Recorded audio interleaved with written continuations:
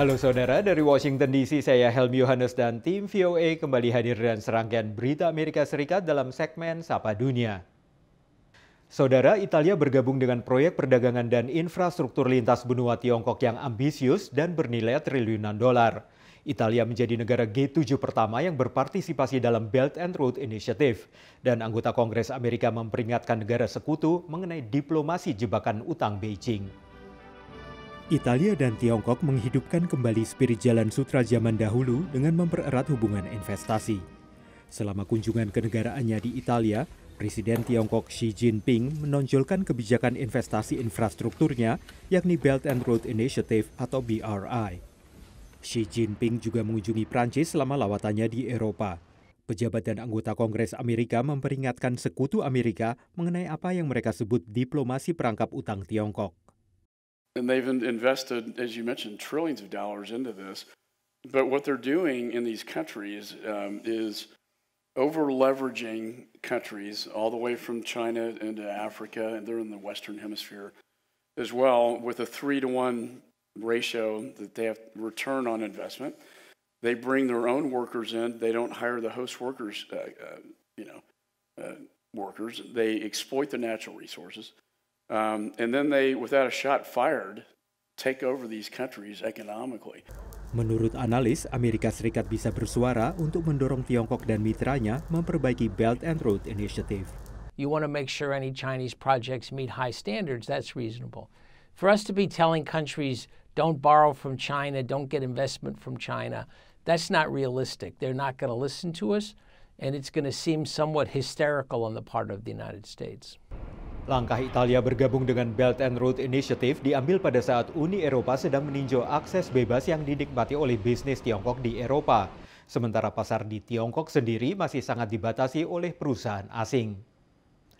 Saudara, warga Amerika memiliki sekitar 17 juta kapal pribadi yang dipakai oleh para nelayan ataupun keluarga yang ingin berekreasi saat cuaca hangat di musim semi dan musim panas.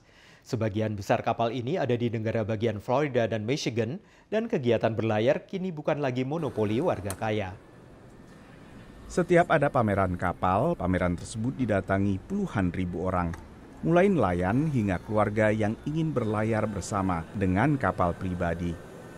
Like his uncle has a pontoon boat, and it's really cool. It's nothing except a pontoon boat, but you could see like 10 or 12 people on it, so all the kids go on, the grandkids and stuff like that, so it's kind of cool. But for us, we have a small boat. We're looking for more of something that we could use for travel. Well, I'm a boat owner, and I love to see the new things that's coming out. I'm here to get something bigger. I want bigger. Penjualan kapal diperkirakan terus meningkat.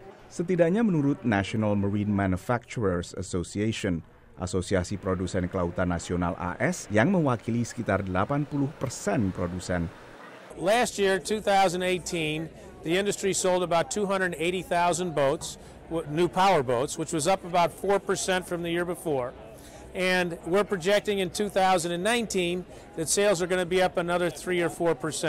So we have experienced 7 consecutive years of growth, and we're looking to 2019 for our 8th consecutive year of growth. Asosiasi ini menilai satu hal yang ingin ditepis adalah kesan bahwa kapal hanya patut dimiliki kalangan jet set, karena banyak warga AS tinggal di kawasan pantai atau danau, dan bahkan banyak yang tinggal di kota yang dilalui sungai. Demikian laporan tim VOA. Kini kita tengok diaspora Indonesia Ines Setiabudi yang menekuni bisnis restoran di Amerika Serikat.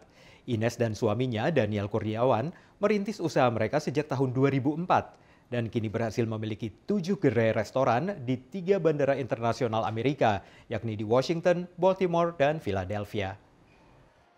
Tujuan kita masuk ke airport itu nomor 1, kita ingin agar produk kita itu dikenal oleh kalangan yang lebih luas. Demikianlah penjelasan Ines Setiabudi, Direktur Utama Dan Food Service Corporations, mengenai kiprah restoran Gachi Sushi and Noodles yang dikelolanya.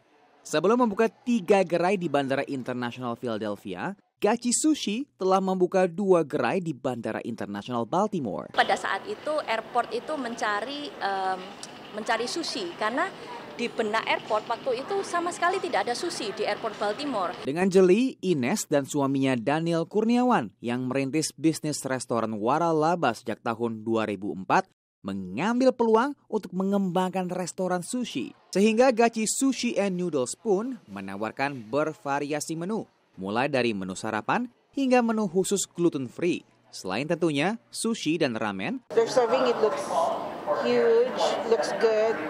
I hope it's gonna be okay. di setiap gerainya Ines juga banyak mempekerjakan diaspora Indonesia. Number one, dia hard worker, juga intelligent, pinter banget, dan juga skill komunikasinya baik gitu. Jadi basically dia punya semua deh kalau untuk ngejalanin bisnis. Dan saya juga banyak belajar juga dari dia. Kita perempuan, kita kadang-kadang mempunyai cara berpikir yang berbeda, cara berpikir baru untuk mengembangkan bisnis lagi dari arah yang berbeda. Selain Gachi, Ines Setiabudi juga memegang waralaba restoran cepat saji di Bandara Internasional Baltimore dan juga Washington DC. Dari Bandara Internasional Philadelphia, Randy Wicaksana, Ariadna Budianto, dan Nia Iman Santoso, VOA. Saudara, kami akan kembali dengan Sapa Dunia Senin depan. Terima kasih atas perhatian Anda. Dari Washington DC, saya Helmi Yohanes dan tim VOA.